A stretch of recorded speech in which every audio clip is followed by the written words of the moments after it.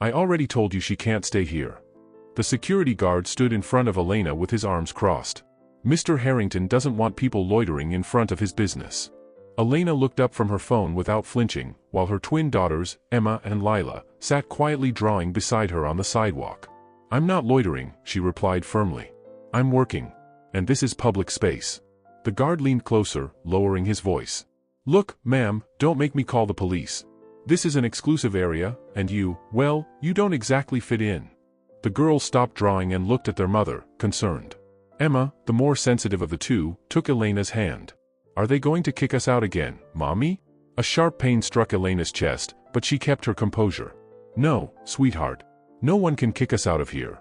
Nathan Harrington was watching the scene unfold through the window of his interior design store. At 42, he had built a home decor empire that served the most luxurious homes in Beverly Hills. He tightened his lips in displeasure at the sight of the woman sitting on the sidewalk with two little girls. It was the third time this week. Ramiro, he called his assistant without taking his eyes off the window. Who is that woman? We don't know, sir.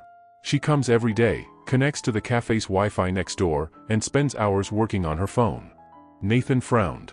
It's bad for the store's image. We've called security, but she refuses to leave. Says it's public property. Nathan placed his coffee cup down and walked to the door. I'll handle it myself. Outside, the midday sun lit the elegant neighborhood. Nathan adjusted his tie and walked toward her with purposeful steps. He was a man used to getting what he wanted, when, how, and where he wanted it.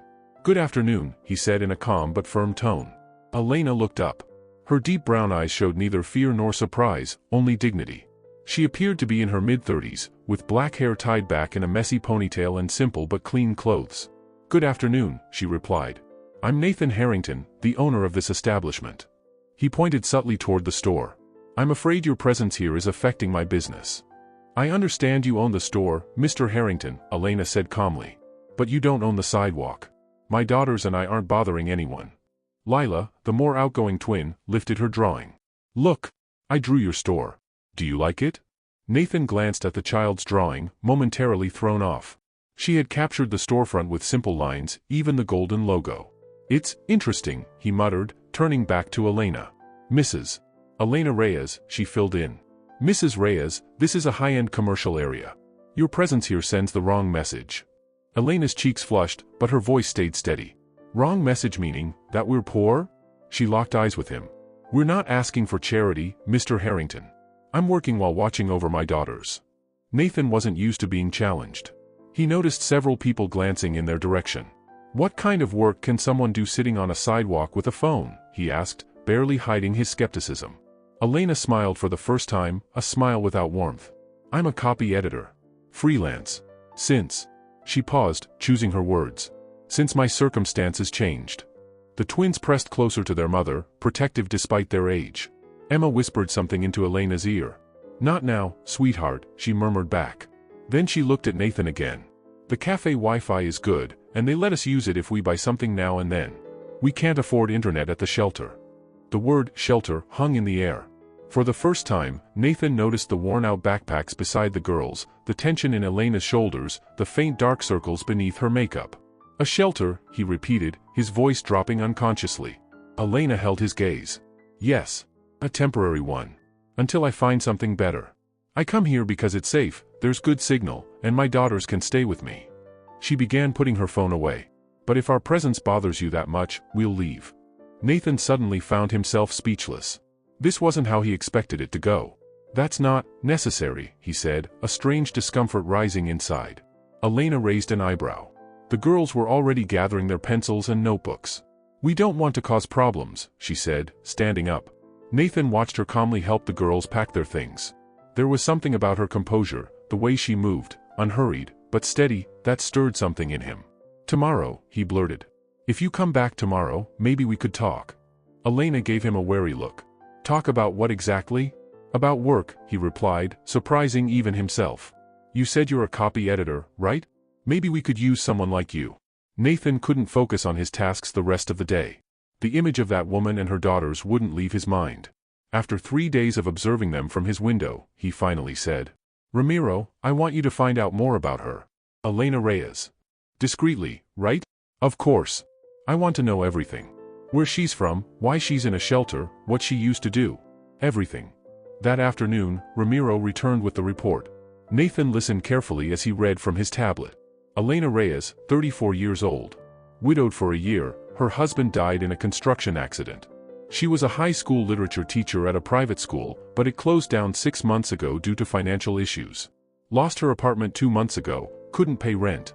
The girls are 7, temporarily out of school. They're staying at the St. Mary's shelter, about 20 blocks from here. Families can only stay there for 3 months. She's been there 2.5. Nathan ran a hand through his hair. So soon she'll have to leave. The information stayed with him for the rest of the day. When he closed the store, instead of getting into his car, something drew him to walk towards St. Mary's shelter. He stopped a block away, suddenly feeling foolish. What was he doing? Nathan Harrington, standing in front of a homeless shelter. A world so far from his charity galas and glossy magazine features. But something about her wouldn't let him walk away. He was about to turn around when he saw her. Elena stepped out of the building holding the hands of her twin daughters, Emma and Lila. From a distance, Gabriel noticed something different about her. The face that had always held a serious and dignified expression outside his store now wore a smile as she told something to one of her daughters. For the first time in a long time, something stirred inside Gabriel. A world he had always ignored now had a face and a name. And that face was beautiful when it smiled. Without thinking, he began walking toward them. "Mrs. Reyes," he called out. Elena stopped instantly. The smile disappeared from her face, replaced with the guarded expression Gabriel had come to know. "Mr. Harrington," she responded neutrally. "What brings you here?" Gabriel realized he didn't have a prepared answer. "I was passing by," he lied awkwardly. Elena's eyes made it clear she didn't believe him. "Were you following me?" "No. Not exactly." Gabriel cleared his throat. "I wanted to talk to you about the job." Lila tugged at her mother's sleeve. "Mommy, it's the man from the pretty store." Elena nodded, keeping her eyes on Gabriel. "Yes, sweetheart. Why don't you and your sister go sit on that bench? I can see you from here."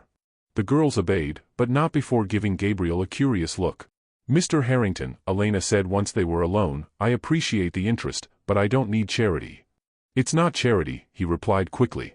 "I genuinely need a copy editor for my company materials, catalogs, website, social media." "And you came all the way here to tell me that?" Elena crossed her arms. "You could have told me at the store." Gabriel met her eyes. There was no way to explain his impulsive behavior without sounding condescending. "You're right," he admitted. "I shouldn't have come like this." An awkward silence fell. In the distance, the twins watched them with curiosity. "Your daughters are beautiful," Gabriel said, trying to ease the tension. A small smile played on Elena's lips. "Thank you. They're the only thing keeping me going." Something about that phrase, the vulnerability she allowed herself in that moment, led Gabriel to make an impulsive decision. "The job is real," he said. "And it pays well. Well enough for a decent apartment." Elena looked at him skeptically. "Why would you do that for me? You don't even know me." "Because I need someone with your skills," Gabriel answered, surprised by his own honesty. "And because I think you deserve an opportunity. Not help, an opportunity." Elena glanced over at her daughters, then back at him. Her eyes reflected an internal struggle. "I need to think about it," she said finally. "And if I accept, it'll be a real job, with clear responsibilities and expectations." Gabriel nodded. "Of course. Come by the store tomorrow. We can go over the details." They parted with a formal nod.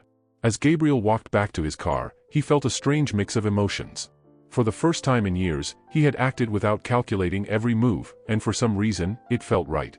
"Are you sure he's not just some older creep with hidden motives?" asked Carla, one of the few friends Elena had left, as she helped her get ready for her formal interview. Elena looked at herself in the small mirror of the shared shelter bathroom. She had pulled out her only formal blouse from the bottom of her suitcase, untouched for months. "He's not that old. Maybe around 40, she replied. "And I don't know what his intentions are, but I need this job. We have only 2 weeks left at the shelter." "Just be careful," Carla warned. "Rich men always want something in return." Elena thought about Gabriel Harrington. He didn't seem like the type of man who needed to use tricks to get company. According to what she'd found online, he was one of the most respected interior designers in the city, single and highly sought after in elite social circles. "He offered me a real job," Elena said, applying a bit of lipstick. "And that's all I'm interested in." The twins were already dressed, waiting in the room for their first day back at the local public school. "Are you going to work at the pretty store, Mommy?" asked Emma. If everything goes well, yes, Elena replied as she knelt to fix Lila's uniform. And soon we'll have our own place again, with our toys. Lila's eyes lit up, and Elena felt a lump in her throat. They had to sell almost everything when they lost their apartment. One step at a time, sweetheart, she whispered. Gabriel received her in a small meeting room, not in his main office. Elena silently appreciated the gesture. It seemed designed to make her feel more comfortable. Good morning, Mrs. Reyes, he greeted formally, but kindly. Coffee? Good morning. Yes, thank you. The girls, he asked as he poured. They were able to start school again today, she said. The atmosphere was less tense than in their previous encounters. Gabriel showed her several catalogs and promotional materials. We need someone to review all our texts. There are some embarrassing errors on our website, and we want to unify our communication tone, he explained. Do you have experience with this? I was a literature teacher for 8 years, Elena answered. And during the pandemic, I started freelance editing on the side. Gabriel studied her with genuine interest. Can I ask what happened? How did you end up? In a shelter, she finished for him. My husband died a year ago. He was a construction worker, no insurance. The school where I worked shut down 6 months ago. The savings ran out, and here we are. She said it without drama, as if reciting the weather. Gabriel admired her strength. I'm sorry, he said sincerely. It must be hard. It is, Elena admitted. Especially for the girls. But I'm not here to tell a sob story. I'm here for the job. Gabriel smiled slightly. He liked her straightforward attitude. The schedule would be flexible, he continued. You can work from here or wherever is convenient. The pay is. He slid a paper across the table. Elena glanced at the figure and raised her eyebrows. This is generous. It's fair for the position, Gabriel replied. When could you start? Today, Elena said without hesitation. They spent the next 2 hours reviewing materials and setting priorities. Elena quickly proved her worth, pointing out overlooked errors and suggesting stylistic improvements. You've got a great eye, Gabriel commented. And you write well? Thanks, she said, allowing herself a small smile. At lunch, Gabriel suggested ordering something for both of them. It's not necessary, Elena replied. I can step out and get something. I insist, he said. It's one of the job perks. They ate in the meeting room, chatting about company projects. To their surprise, the conversation flowed effortlessly. Gabriel discovered Elena had a sharp sense of humor beneath her serious demeanor, and Elena realized Gabriel wasn't the arrogant rich man she had imagined. 3 weeks later, Elena and her daughters moved into a small but decent apartment near the school. The job at Harrington Design was going well. Elena had proven to be efficient and professional, and Gabriel was more than satisfied with her work. The twins sometimes accompanied her after school. To everyone's surprise, including Gabriel himself, he enjoyed their presence. He had even arranged a small corner for them in the meeting room with paper and crayons. Sometimes, he paused to admire their drawings and chat with them. Mr. Gabriel taught me how to draw houses, Lila told Elena proudly one afternoon, showing her a simple sketch with proper perspective. Elena looked at Gabriel, who pretended to be absorbed in some documents. Oh, really? I didn't know you gave drawing lessons, she teased. Gabriel shrugged. I just showed her a few basic tricks. But they weren't just tricks. Gabriel was spending more and more time with the girls when they visited. He talked to them about colors, showed them furniture catalogs, and even gifted them professional sketchbooks. The employees began to notice the transformation in their usually distant and reserved boss. They also noticed the growing closeness between him and Elena. I think the boss likes the editor, one saleswoman whispered to another. Do you think that's why he hired her? Probably out of pity, the other replied. Didn't you know she used to live in a shelter? Rumors began to circulate discreetly. Some clients also started noticing the frequent presence of the twins and the woman who clearly didn't fit Gabriel's usual social circle. One afternoon, as Elena was editing at her desk, she sensed glances and murmurs. As she passed by 2 employees, they abruptly fell silent. That night, while tucking the girls into bed, Emma asked a question out of the blue. Mommy, do you like Mr. Gabriel? Elena froze. He's my boss, honey. I respect him. But he looks at us nicely, Emma insisted. Like Daddy used to. Gabriel Harrington and his new flame, the headline on the elite social magazine blared in bright red next to a blurry photo of Gabriel and Elena walking through a park with the twins. Gabriel slammed the magazine down on his desk in fury. Who the hell leaked this? He asked Ramiro, who stood awkwardly by. We don't know, sir. But the magazine is everywhere. The article was short, but venomous. The sought-after designer Gabriel Harrington seems to have found a new charity project. A mysterious woman from a homeless shelter now works at his firm and, according to sources, may be occupying a more intimate space in the life of the most eligible bachelor in interior design. Gabriel grabbed his phone and called Elena. No answer. He tried 3 more times, still nothing. Finally, he sent a message. We need to talk. It's important. But Elena had already seen the magazine. A client had left it on the counter that morning, open to the exact page. At first, she didn't understand why the woman had looked at her with a mix of curiosity and disdain. Then she saw the photo. Her first impulse was to call the girls' school to make sure they were okay. The second was to gather her things and leave the store without saying a word. She didn't want to see anyone. Especially not Gabriel. Missed calls piled up on her phone. So did the messages.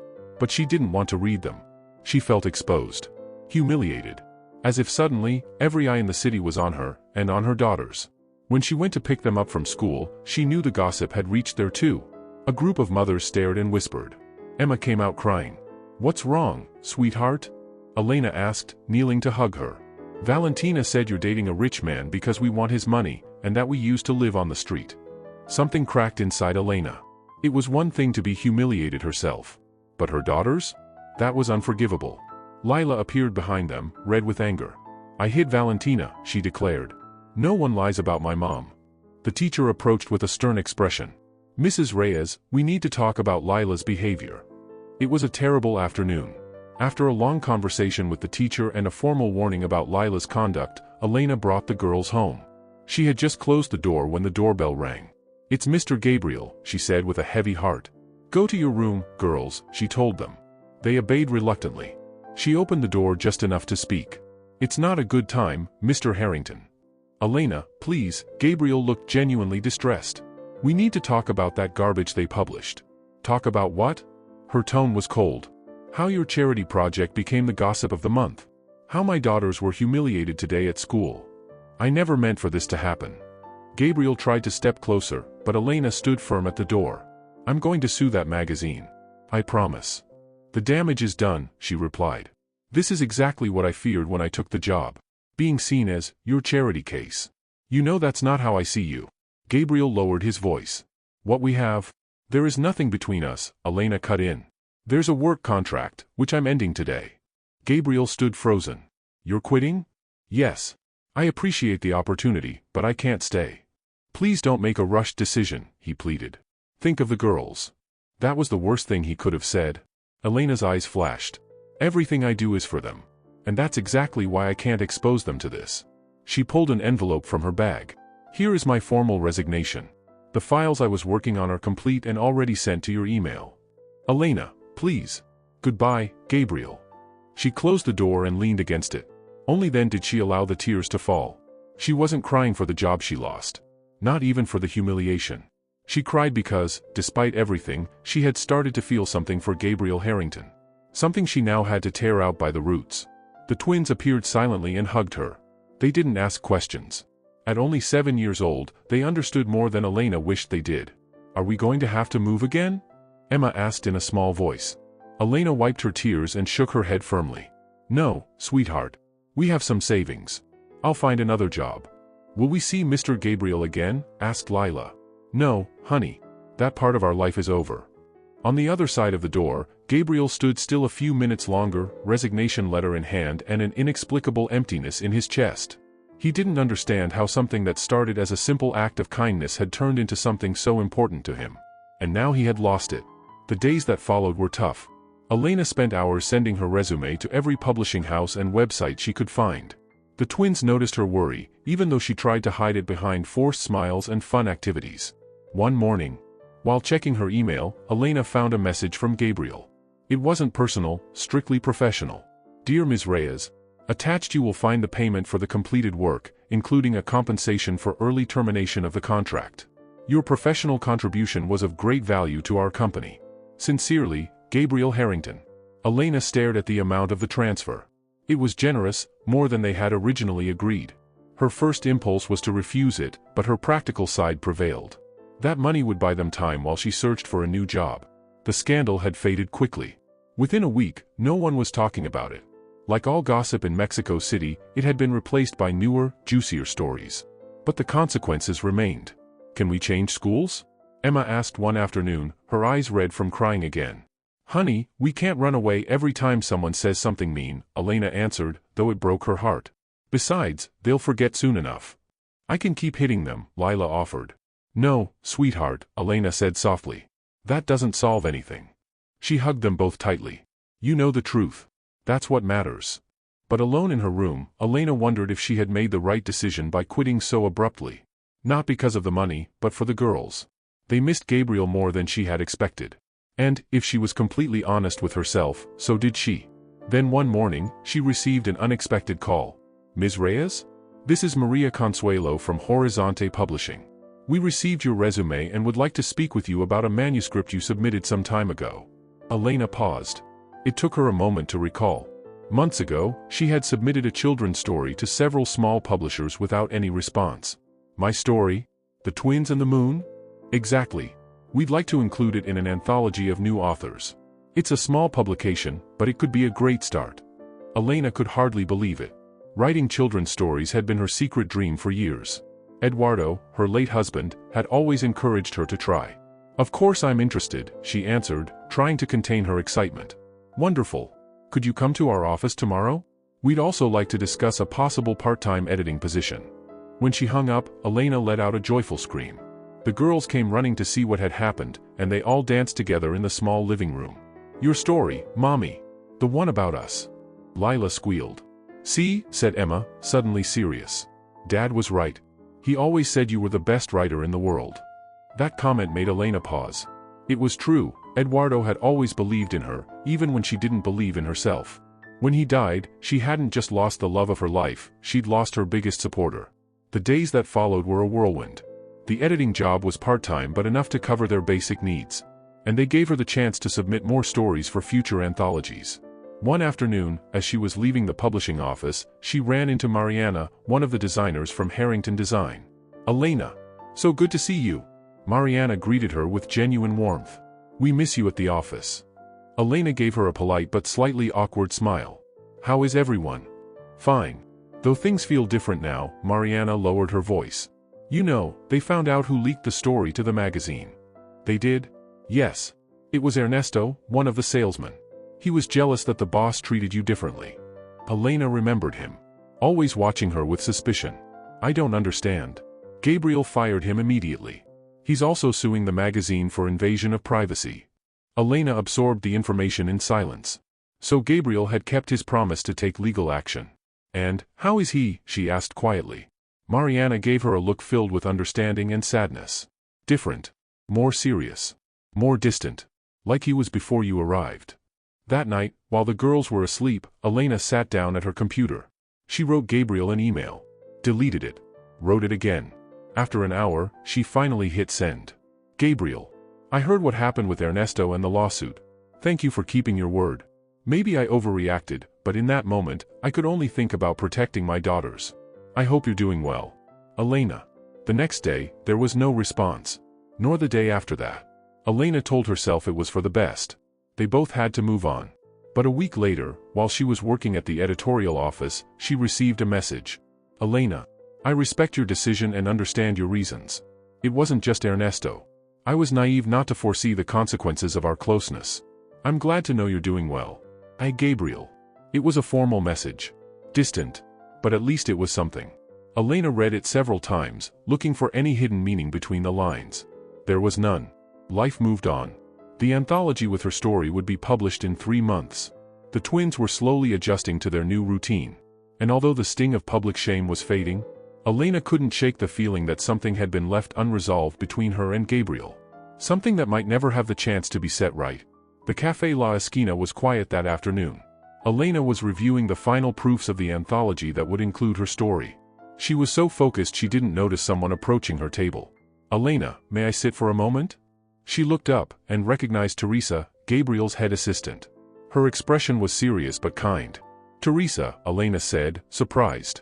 Of course, sit down. The woman placed her coffee on the table and sat across from her. I saw you through the window and, well, there's something I need to tell you. Teresa paused, searching for the right words. It's about what happened. The magazine, all of it. Elena felt a knot in her stomach. It had been over a month, and she'd tried so hard to forget. I appreciate your concern, but that's in the past now, Elena said softly. No, it's not, Teresa interrupted. Gabriel doesn't know I'm here. He'd probably fire me if he found out. But I'm tired of seeing how he's changed since you left. Elena looked at her, curious. What do you mean? Gabriel didn't just fire Ernesto. He opened a legal case for breach of confidentiality and damage to the company. And, Teresa leaned in, lowering her voice. He hired private investigators to find out who at the magazine published that article. He did all that? Elena was genuinely shocked. Yes. And there's more. Teresa was determined now. The night you quit, I found him in his office. Drinking. Alone. I've never seen him like that. Elena said nothing, processing the information. Gabriel is a proud man, Teresa went on. He'll never admit he misses you. Or the girls. But we all see it. He's gone back to being the cold, distant boss he was before you walked in. Teresa. I don't know what to say, Elena said honestly. What happened hurt. My daughters suffered. I felt exposed, used. And what if it was all a misunderstanding? Teresa looked her straight in the eyes. What if Gabriel never saw you as a charity case, but as someone who mattered more than he ever expected?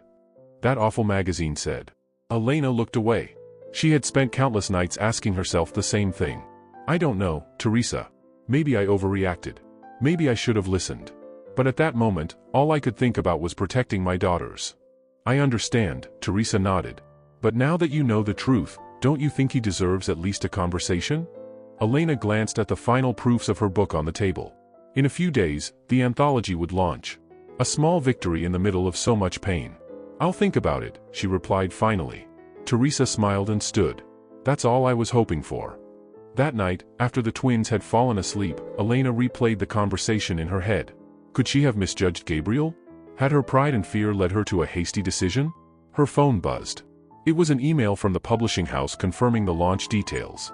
2 days later, at 7 p.m. Her first published story. Small, part of a shared collection, but it was hers. On impulse, she opened her inbox and began to type. Gabriel. In 2 days, there's a launch event for an anthology that includes one of my stories. It's something small, but it matters to me. If you'd like to come, it will be at the downtown bookstore at 7 p.m. She pressed send before she could change her mind. Then she stared at the screen, waiting, though she knew no answer would come immediately. It didn't come that night. Or the next day. Elena told herself it was for the best. The day of the event arrived. She looked in the mirror, unsure. She had spent so long in survival mode, she had nearly forgotten what it felt like to get ready for something special. She wore a dark blue dress, the only one she had kept from her old life, and a touch of makeup. You look like a princess, Mommy, exclaimed Lila. The prettiest of all, added Emma. They arrived at the bookstore half an hour early. There were only a few people at first, mostly family and friends of the other authors. The publishing house was small, and the event modest? But to Elena, it meant everything. As the evening progressed, more guests arrived.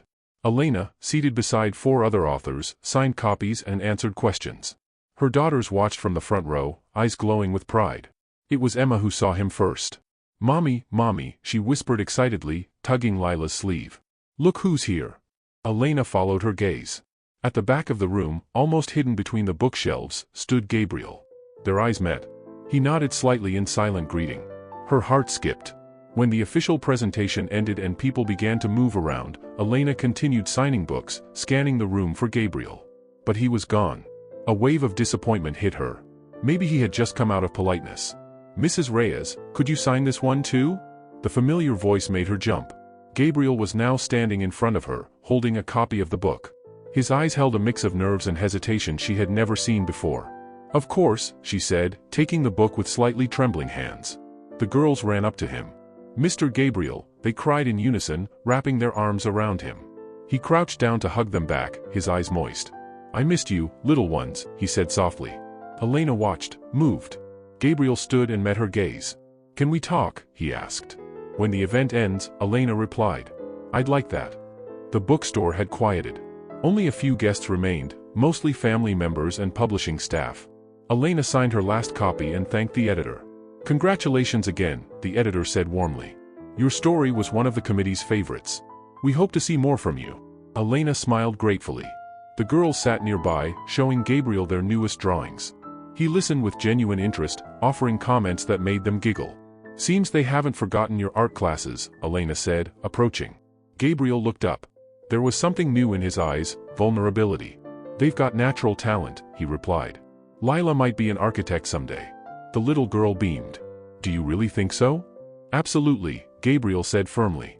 Emma, ever the intuitive one, glanced from her mother to Gabriel. Lila and I are going to look at the animal books now, she announced, grabbing her sister's hand. You can talk about boring grown-up stuff. Once the girls were out of earshot, a quieter moment settled between them. Your story is really good, Gabriel said at last. I didn't know you were a writer. It's something I've always wanted to do, Elena replied. My husband encouraged me, but I never had the courage, until now. Gabriel nodded. He looked tired, as though sleep had been elusive for weeks. I'm glad you came, she added. I wasn't sure I should, Gabriel admitted. I thought maybe you wouldn't want to see me. I invited you, remember? He smiled slightly. Right. It's just, after how things ended. I overreacted, Elena interrupted. I was scared. Humiliated. All I could think about was keeping my daughters safe. You had every right, Gabriel said sincerely. I should have seen it coming. I should have protected you all better. Another pause, but this time, not a heavy one. Teresa told me what you did, Elena said.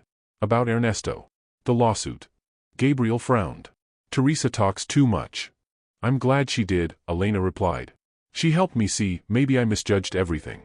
A group passed by, heading toward the door. The bookstore was closing. Would you like to continue this conversation somewhere else? Gabriel asked. There's a cafe nearby. Elena looked at the girls, still immersed in the animal section. I'd love to. But the girls? They can come, Gabriel said quickly. We'll buy them hot chocolate. The cafe was small but warm. The twins were delighted with their hot chocolate and the pastries Gabriel insisted on buying. They sat at a booth, giving Elena and Gabriel a bit of privacy. I've missed you, Gabriel said suddenly, catching her off guard with his honesty. You, and the girls. It's ridiculous how quickly you all became important to me. Elena felt her throat tighten. We missed you too, she admitted. The girls ask about you all the time. And you? Gabriel's gaze was intense. Elena sipped her coffee before answering. It was hard to admit it, even to myself. But yes. I missed you too. Gabriel reached out, resting his hand lightly on the table, just near hers. Not touching, but close. A silent invitation. I feel something for you, Elena, he said quietly but firmly. Something I haven't felt in a long time, maybe ever. But I don't want to pressure you. Or make your life harder.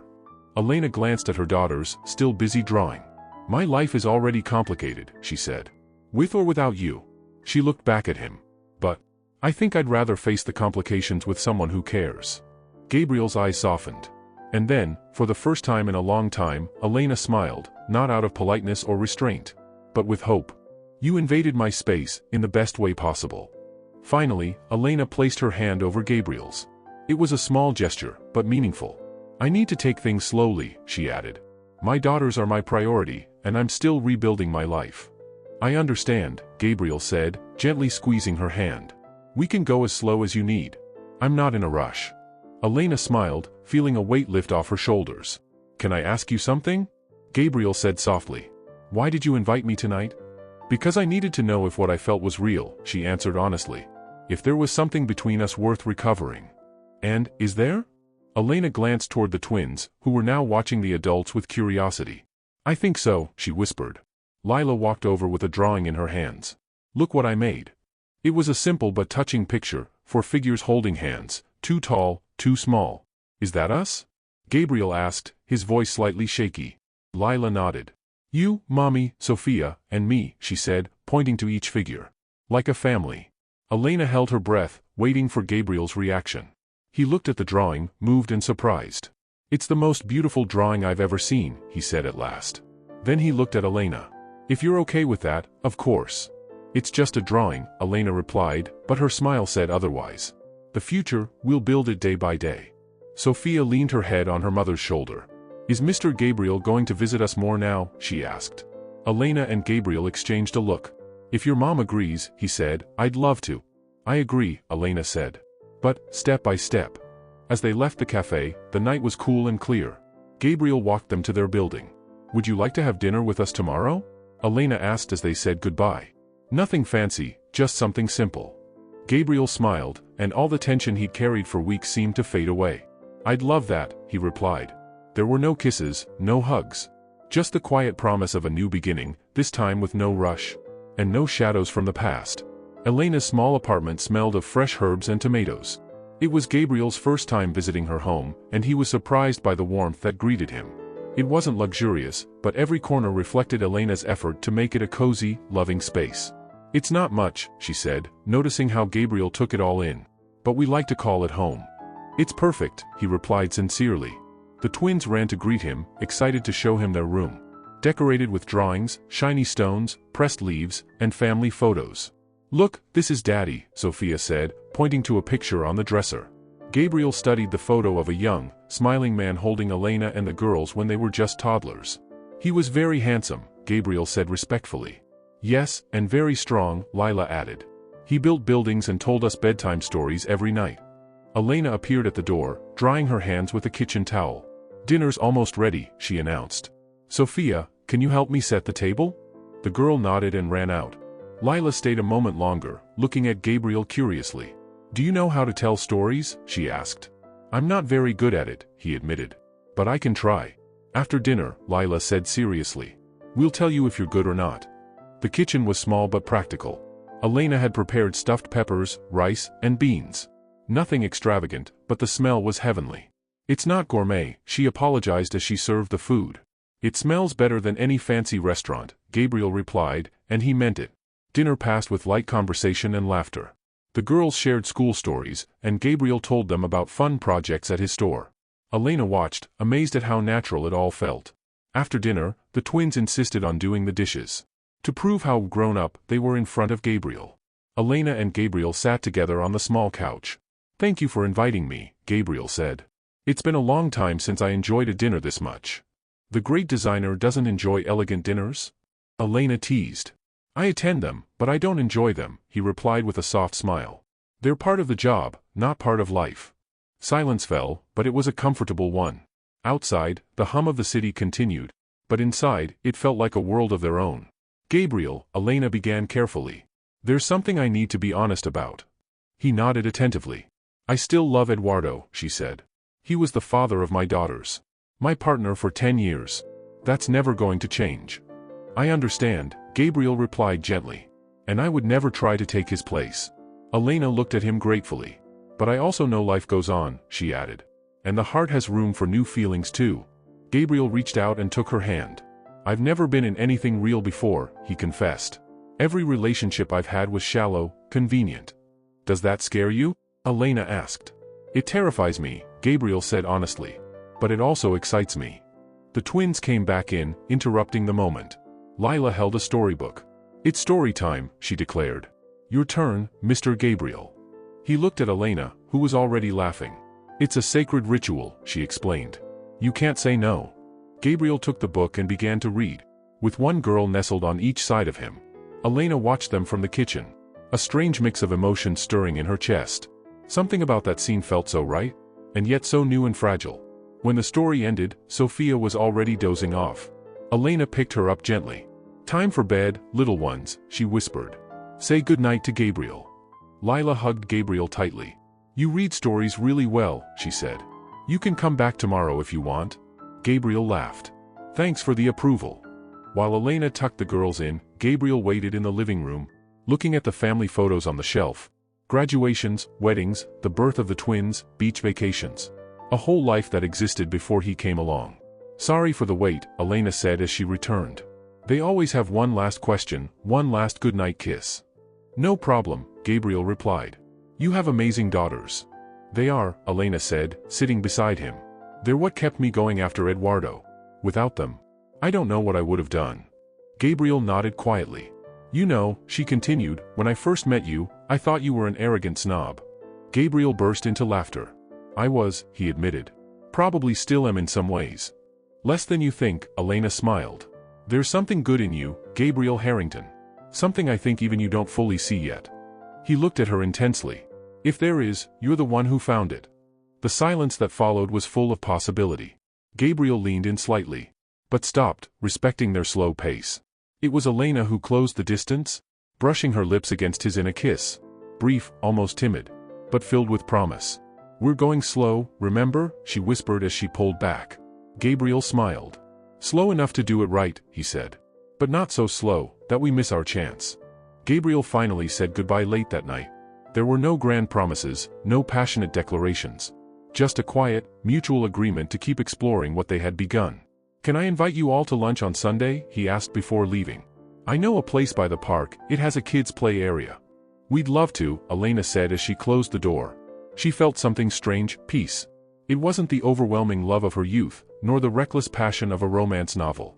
It was something more mature, more grounded, built on mutual respect and the understanding of the lives they had lived before. She didn't know where the path would lead. But for the first time in a long while, she felt hopeful about the future. In his luxury apartment, Gabriel poured himself a glass of water and looked out over the city. The lights of the buildings sparkled like grounded stars. He had always loved that view, it symbolized his success, his status. But tonight, for the first time, it felt empty. Compared to the warmth of the small apartment he had just left, the view held no meaning. The late afternoon sun poured through the open windows of Elena's cozy apartment. On the kitchen table sat a homemade cake, not perfect, but lovingly prepared. It was decorated with 8 candles and the names Sophia and Lila written in chocolate. "Do you think they'll like it?" Elena asked, adjusting the colorful plates and cups for the 10th time. Gabriel came up behind her and gently rested his chin on her shoulder.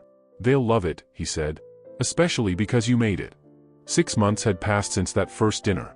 6 months of spontaneous get-togethers that had become regular. Family outings to the park, shared dinners, movie afternoons. They didn't live together, but Gabriel spent more time in Elena's humble home than in his own penthouse. "This is the first time you've closed the store for a birthday," Elena said, turning to face him. "It's the first time something's been more important than the store," he replied simply. The doorbell rang. Gabriel went to open it while Elena added final touches to the decor. It was Mariana and Teresa, arriving with gifts for the twins. "The boss let us leave early," Teresa joked. Unheard of in Salcedo design history. Slowly, the guests arrived. 3 classmates and their parents, the girl's teacher, a few kind neighbors from the building. It was a small party, but full of love. The twins were still at school. Gabriel would pick them up soon, pretending it was a normal day. "They've never had a surprise party before," Elena told him while tying balloons. "Eduardo always wanted to give them one, but we never had the chance." "Do you think he'd mind?" Gabriel asked softly. "That I'm the one doing it now?" Elena looked at him with tenderness. "I think he'd be happy knowing someone is taking care of his girls," she said. "Eduardo wasn't jealous. He just wanted us to be happy." Gabriel nodded, deeply moved. He had learned to live with Eduardo's presence, not as a shadow, but as a part of who Elena and the girls were. "It's time," he said, checking his watch. "You ready?" "Completely." As Gabriel left to pick them up, Elena mentally replayed the journey they'd taken. The dark days at the shelter felt far away now. Her children's story had been well received, and the publisher had offered her a contract to publish a full children's book. She was still working as a copy editor, but now for multiple clients, and no longer financially dependent on anyone. Her relationship with Gabriel had blossomed naturally, without pressure. He had adapted, willingly, to their simple life. Homemade dinners, helping with homework, Sunday strolls. The glitz of social galas and networking nights had quietly faded from his world. Laughter in the hallway snapped Elena out of her thoughts. Everyone hid and turned off the lights. The door opened. Surprise! The twins froze in shock, wide-eyed. Then squealed in joy, jumping up and down. "A surprise party!" Lila shouted. "Like in the movies." Sophia, more observant, looked from Gabriel to her mother. "Did you do this?" she asked Gabriel. "Your mom and I," he replied. "It was both of our idea." The girl hugged him tightly. "Thank you," she whispered, then rushed to hug Elena too. The party was simple, but joyful. They played games, sang songs, ate cake. The girls blew out their candles together, just like always. "What did you wish for?" someone asked. "Can't say," Lila said seriously. "Or it won't come true." Later that evening, with most guests gone, just Gabriel, Elena, and the girls remained. Cleaning up confetti, balloons, and empty cups.